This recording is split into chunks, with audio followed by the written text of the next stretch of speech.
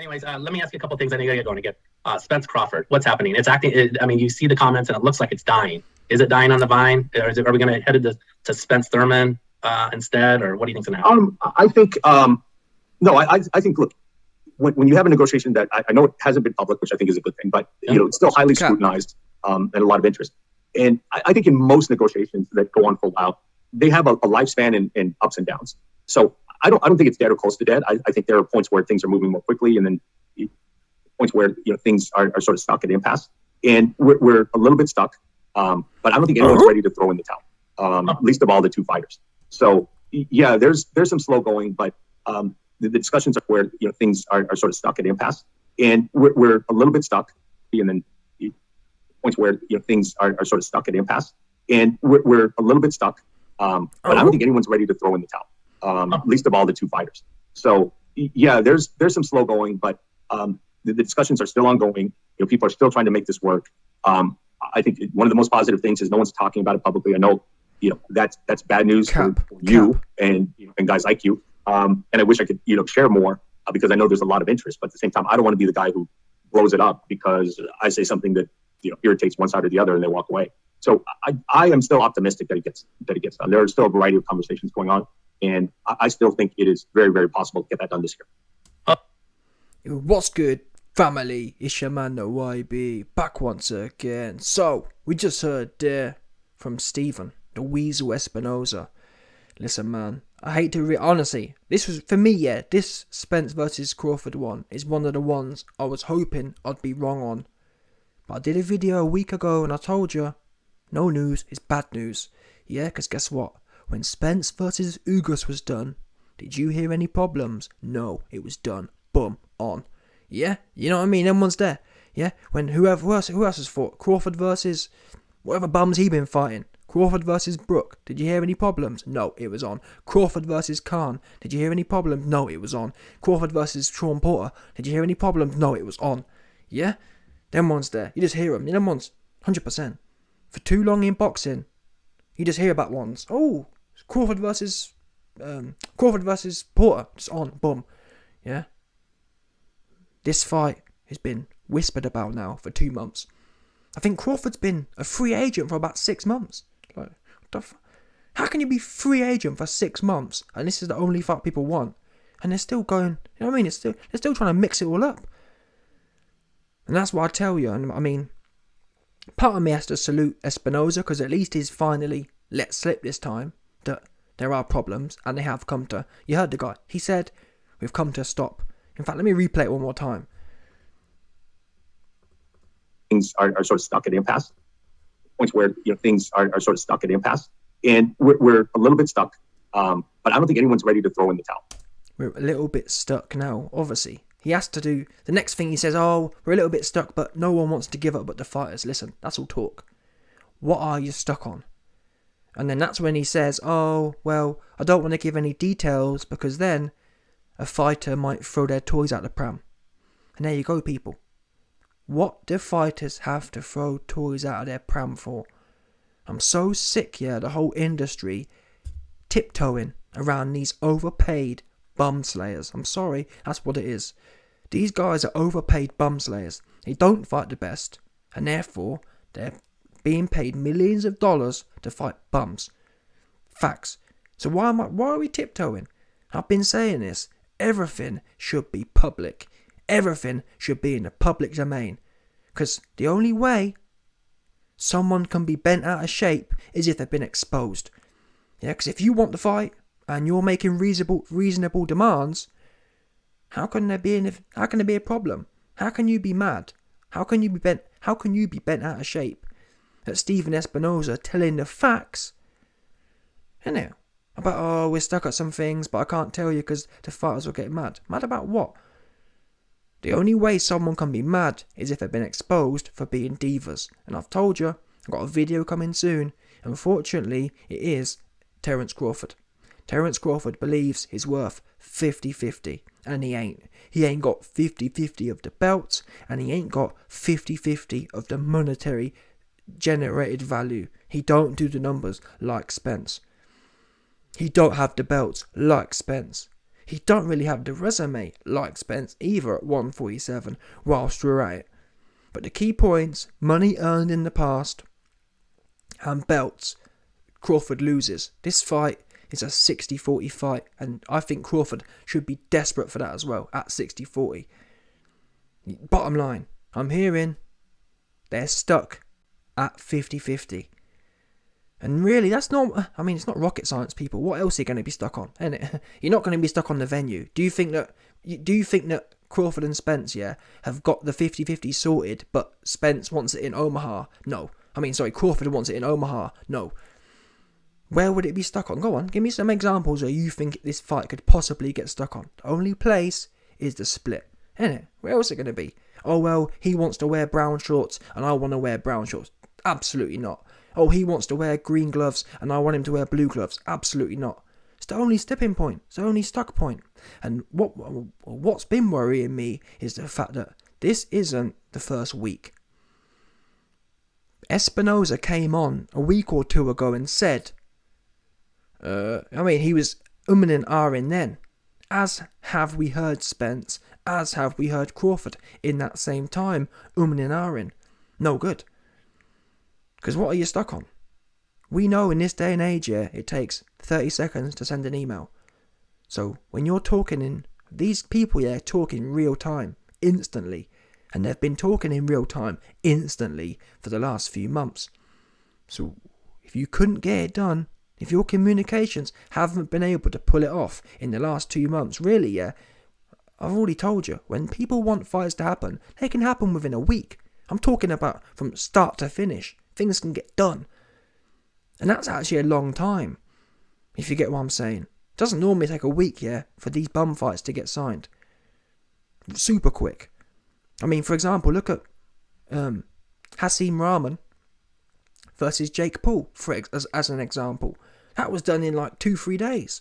That's how things normally go when both men want the fight. When you've got divas playing games, that's when things get stretched out.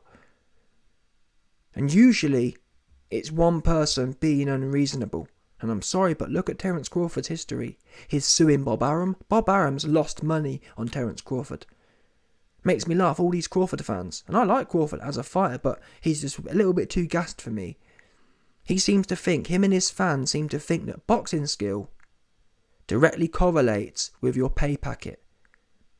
Crawford thinks, well, I'm undisputed, so I should be making 100 million. It doesn't work like that. Where do you think money comes from? Is there some sort of undisputed boxing skill money god that pumps money out? No, money comes from ticket sales and pay-per-views. If you ain't selling ticket sales and you ain't selling pay-per-views, I don't care how much skill you got. You could literally be a god. If you're selling 50,000 pay-per-views, you ain't going to make big money. It's as simple as that, literally. You could knock everyone out in the first round, If you ain't selling tickets, you ain't going to make no money. That's the start and the end of it.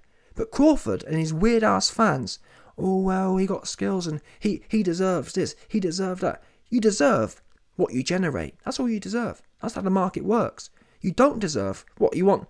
So when you man say that Crawford deserves this and Crawford deserves that, are you saying that Showtime should go into debt to pay? I heard someone say that. Someone said, Showtime need to just pay Crawford the same way they pay Canelo. No, what? Canelo generates 500,000 pay-per-views versus anyone. Crawford went in there with Sean Porter and did like 100,000. And that was a top-level opponent, doing 100k. Canelo, with that same kind of opponent, is going to be doing 700. So what do you mean, just pay him? Oh, well, Showtime found a way to pay Canelo 50 mil, so why can't Errol Crawford get the same? What the fuck? What are you man talking about? That's the problem you see with a lot of these dudes. They haven't got a clue about business. Not a Nelly about it. But anyway, man, back to the point. End of the day, Espinosa, someone needs to take ownership of this. So when this doesn't happen, and I'm not even necessarily saying now, you man know I believe in public negotiations, but I'm not necessarily saying now. I'm saying when the fight's officially off, I expect Espinosa to outline the actual reasons why. Simple as that. Because at that point, when the fight's actually off, okay, you might offend whoever it is. I might be wrong. Listen, if it's Errol Spence, I personally haven't got no dog in this race. If I'm wrong, I'll own it. If it was let's say Errol Spence, is demanding 70-30. I think that's out of order, personally. I think 60-40, that proves you've got the lion's share. Don't forget, that's what and that's why Deontay Wilder and Tyson Fury, they did theirs at 60-40, and then it went to 60-40 the other way. When the man loses. That's the best way to do it. The first fight, Errol Spence, 60-40. The winner of that fight is then 60-40 in their favour. That's how it must be. Simple as that. So when this fight don't happen, I expect Espinosa to expose it, whoever it is, the actual specific reason. However, I don't believe he will. Why not? He will then say, oh well, I don't want to say anything because there's still future prospects. Just capping. Listen, you heard from Errol Spence the other day. If it don't happen now, it will never happen. And I believe that. I really do. This is the first time Crawford's been a free agent. Errol Spence is highly likely to move up. I mean, there's no reason it can't happen now either. Both men ain't got no mandatories or whatever. It's now. Both men have got no other options. Realistically, where's Errol Spence going to go? I mean, the guy mentioned Keith Thurman. Okay, honestly, that's one of... Oh my. Honestly. Errol Spence versus old ass Keith Thurman. Jesus Christ. I'm out here stuttering. That is a no-no. A big no-no. That fight is another fight that's 6 years too late. Facts. Honestly, Thurman versus Spence was a good idea in 2016. Do you know what I'm saying? Really, it was. Spence versus Thurman was a big fight 6 years ago. And we're getting it now, instead of the one we should have. What's going on here? And everyone seems to be focused on all the wrong things. Oh, I don't want to offend the prima donna fighters. But you're happy to offend the fans, though. You're happy to offend the fans with Errol Spence versus Keith Thurman. And I'm not even being... Listen, if Terence Crawford has effed this fight up, I'm not even blaming Spence for having to fight Thurman, because who else are you going to fight? Anyway, I want to finish off on this last comment from Espinosa. Least of all the two fighters. So, yeah, there's some slow going, but the discussions are still ongoing. People are still trying to make this work. I think one of the most positive things is no one's talking about it publicly. I know, that's bad news for you and guys like you. And I wish I could, share more because I know there's a lot of interest. But at the same time, I don't want to be the guy who blows it up because I say something that irritates one side or the other and they walk away. So I am still optimistic that it gets done. There are still a variety of conversations going on, and I still think it is very, very possible to get that done this year. Oh, great. And that last point where he said about, I know I've kind of gone over it like a dead horse, but still, the whole thing about the fighters being offended, check this out. If the fight is not on, who cares at that point? Sorry. If you say you want this fight, if A and B say they want this fight, that shows you, in my opinion, this is another leak, another let slip. This for me proves, that one or both men aren't being genuine. Because at this point, both men should be saying, yeah, Stephen, tell everyone what's going on, innit? Both men should be begging Stephen to say, and that's what worries me, and I did say this, often today, both sides are happy for big fights not to happen. Because guess what? And that's probably one of the key things right now for me, is the fact that we haven't heard nothing from Spence and nothing from Crawford. Usually, when it's one side playing games, and the other... Listen, if both men are desperate to have this fight on, it shouldn't matter who says what. Do you get what I'm saying? If I'm fighter A, and that's fighter B, and we're both gagging for this fight, who cares what... Stephen Espinosa could say I've got a baby dick. I want this fight. I want this guy. I want this guy for my legacy. My name's Errol Spence, and I want Terence Crawford for my legacy. I don't care what Stephen Espinosa says. I want him. What happened to that attitude of, I want this, get it done? Because when both men have that attitude, and bear in mind, people, Espinosa's the one, who's been feeling the vibe and sitting between these two. figuratively speaking or literally. Yeah, he knows the vibe. And after analysing and receiving the vibe, he's concluding that it's clearly that touchy. Oh, well, I don't want to say anything. Because guess what? Well, you can bet your bottom dollar this. When there's a video on YouTube of Chris Eubank Sr. and Nigel Benn at the BBC television offices, they signed the contract on paper there and then. Guess what? Both men desperate for the fight. Both men wanted it. That's why they're doing it in public. Do you understand? They ain't got nothing to hide. I want him bad. Never mind nothing else. I want him. Do you know what I mean? That's what comes first. I want him. I don't care what Steven Espinosa be doing. But the fact Steven Espinosa, who's on the inside, isn't telling us how much they want it and how much it's nearly done. He's telling us, well, they're all focused on the wrong things. Do you want this man for your legacy or not? The answer to that question is not. Because instead, you've got Steven Espinosa nervous about letting slip what's really going on. And we haven't heard nada from either side. Why isn't Errol Spence saying? As far as I'm aware, people don't do NDAs at this level. As in, people don't have NDAs about this stuff.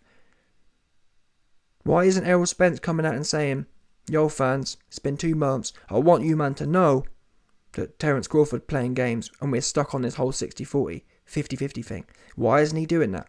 That's what I'll be doing. Or at least doing it subliminally.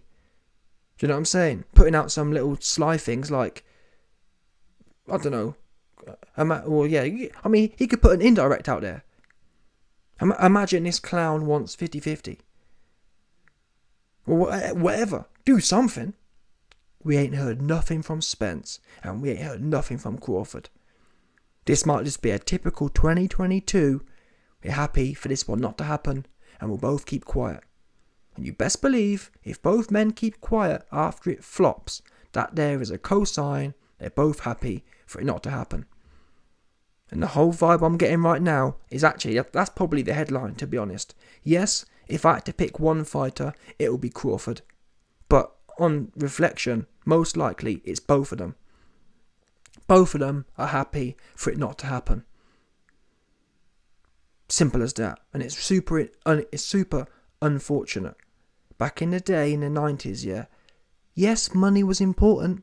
People made millions, arguably as much, if not more now. More than now. People was making 5-10 mil a fight back in the 90s. That didn't stop them as men putting their pride above that. Yeah? Eubank and Nigel Benn, they wanted their get back first. Or they wanted that smoke first. The whole contract, they ain't trying to play no games about, oh, don't say this, don't say that, Stephen. They signed the contract on TV. No problem. I want him. And that's my key priority right now is smoking, rolling up and smoking on that guy's pack. Today, though, these female-ass dudes, oh, well, Stephen, if you say that, if you tell the public, then I'm not going to do this fight. What? Same as Wilder a little while ago. Wilder said he weren't going to sign a fight with AJ because Eddie Hearn called his promoter Shirley Winkle. Little things like that. What the fuck? What do you mean? Why? Wait there. Eddie Hearn mugs off your manager and you're not going to fight AJ over that? What the fuck? You're meant to be a big hardback 230-pound man. Why aren't you using that as fuel? Do you know what I mean? What do you mean you're not going to fight AJ because AJ's promoter said something? What is it? These guys are females today. It's like, well, I've been disrespected. I'm like, back in the day, yeah, if someone disrespects you, there's nothing better than being in a boxing fight with that man, isn't it? Great. That's perfect. Instead today, oh, my opponent disrespected me, so now I'm not going to fight him, and I'm going to throw my toys out the pram, like a little 6-year-old girl, and run up the stairs and spite my nose to hide my face or whatever that saying is. Super weird. Super weird female-ass dudes. That's what this interview shows. And I'm confident it ain't happening, people. It's just not now. Espinosa said 2 weeks ago it was going to be 2 weeks. It's 2 weeks and he's talking about we're stuck. If you've been stuck for 2 months, it's going to be been stuck. 100%. Unfortunate, that's the way it is.